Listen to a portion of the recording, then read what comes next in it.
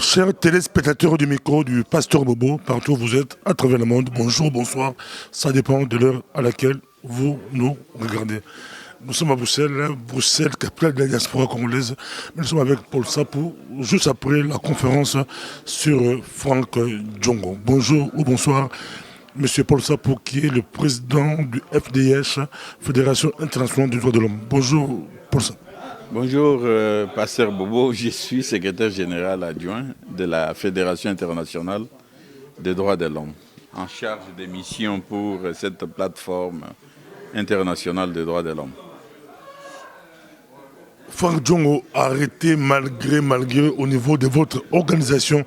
Il y a beaucoup de plaintes, beaucoup de cas que vous suivez, entre autres le CBA, mais Kabila arrête encore Franck Djongo. Bon, c'est l'entêtement d'un régime qui a mal géré le pays depuis les débuts. Nous étions le premier à dire qu'on était sur la dérive autoritaire, avec les conséquences que cela implique. La tyrannie, un régime meurtrier, je dis bien meurtrier, je pèse mes mots. Et donc, aujourd'hui, nous sommes là avec un régime qui vient d'opérer un coup d'État constitutionnel et qui se maintient par la force, par des actes de terrorisme d'État. Et aujourd'hui, ce régime s'entête. Il s'entête. On constate malheureusement que ce régime s'enfonce et il y a déjà des signaux de fin d'un régime dictatorial. Et donc, les sanctions vont continuer, telles que nous, défenseurs des droits de l'homme, nous les proposons. Beaucoup nous disent, oui, ça ne paye pas. Il faudrait d'autres méthodes, d'autres actions. Il y en a même qui vont dans le sens de demander qu'on réponde par la force, par la violence. Mais nous sommes défenseurs des droits de l'homme.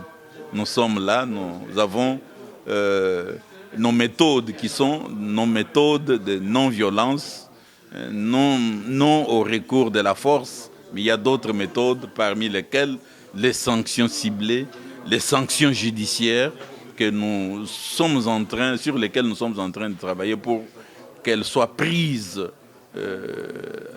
sur tous les auteurs intellectuels et même matériels de toutes ces souffrances imposées au peuple congolais. Est-ce que la communauté internationale est-elle vraie par rapport au Congo? Parce que si on voit le timing, le moment qu'on a arrêté Franck Djongo d'un côté, Kabila négocie, de l'autre côté, il arrête quand même encore Franck Djongo et les autres, le rassemblement, comme on l'a déploré ici, ils ont quand même signé l'accord malgré Kabila a arrêté et Kabila est là. Est-ce que Kabila n'est pas soutenu?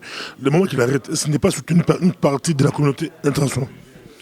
C'est possible, hein? Il a aussi ses lobbies. Mais une chose est que sur le plan politique et diplomatique, il y a des acteurs qui vont continuer à négocier, à proposer d'autres solutions. Mais sur le plan judiciaire et sur le plan des droits de l'homme et d'autres mécanismes, rien ne sera laissé au hasard, sous forme de l'impunité, etc. Ils le savent bien, c'est pour cela qu'ils s'entêtent. Ils savent bien que tôt ou tard, ils seront récupérés pour des crimes imprescriptibles, au contenu imprescriptible, de crimes de sang, de dossiers sensibles que nous gérons et que nous avons, et nous ne cesserons jamais de revenir sur tous ces cas, que ça prenne le temps que ça va prendre, mais nous sommes sur ces dossiers-là, et tôt ou tard, les auteurs de ces crimes payeront. Et d'ailleurs, je vous annonce que dans la semaine qui va suivre, là, il y a d'autres sanctions qui vont encore cibler, qui vont encore tomber. Et des procès pourront être déroulés, là où c'est possible, sur base de la loi des compétences universelles. Le cas de Franck Djongo rentre vraiment dans ce pipeline et nous allons y veiller davantage pour que toutes ces personnes soient vraiment inquiétés par la justice pénale internationale. Et même, nous avons arraché, trouvé plus que ça, tous les réseaux, je dis bien informels, que ces individus, que ce soit les Kalev, les Ntambwe Mwamba et autres, ont mis en place ici en Europe, en Amérique et même en Afrique, ces réseaux-là d'opérations informelles seront frappés.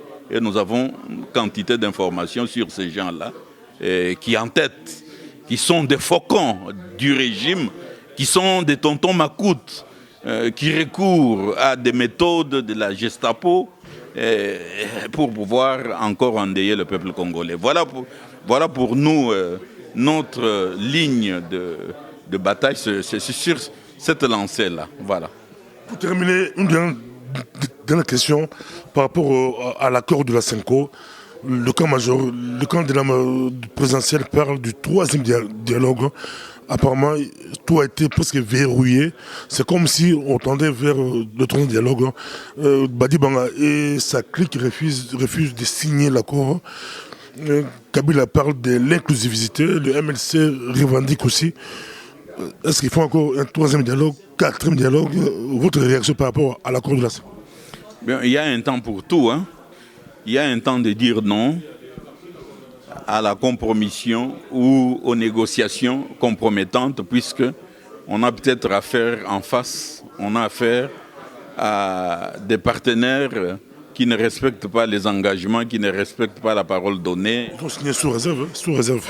Bon, évidemment, ils ont signé sous réserve. C'est pitoyable, c'est malheureux, des grands messieurs comme ça qu'on a vus signer et puis renier leur signature. Mais nous, on comprend qu'ils ne sont pas libres, ce sont des esclaves de leur leader, de leur raïs, qu'ils appellent raïs, de leur autorité morale, etc. Mais qui, pour nous, défenseurs des droits de l'homme, c'est un meurtrier, c'est un dictateur, c'est quelqu'un qui a du sang, surtout le sang, sur ses doigts. On ne s'en cache pas. Donc ces gens-là, nous devons nous battre, nous tous, pour les libérer eux aussi. Ces gens-là qui réunissent, qui signent sous réserve, etc. Ils ont presque tous des dossiers.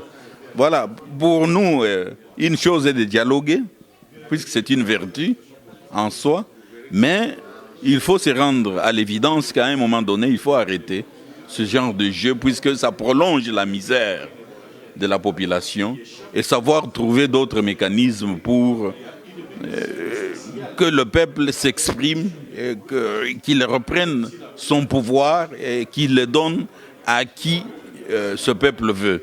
Voilà, là vous m'amenez à vraiment parler politique en tant que Congolais, en tant que... je pense qu'il est grand temps que l'on arrête de négocier sous forme de compromission, etc., d'aller de compromission en compromission et de trouver d'autres issues. Le peuple seul, hein, si vous mettez dans les rues de Kinshasa, ne fût-ce que 500 000 personnes qui se prennent en charge pour des manifestations pacifiques, durant un certain temps, je crois que le régime va tomber. Si cela peut se faire, enfin, ces régimes illégitimes et illégaux qui s'accrochent au pouvoir, si par exemple dans les grandes villes, il y a mobilisation, le peuple sort, etc., prend son destin en main, je crois que ce régime ne fera pas longtemps et ils seront obligés de partir. Merci beaucoup, monsieur, pour ça. On aura le temps de vous avoir prochainement. Merci. Merci beaucoup. Merci beaucoup.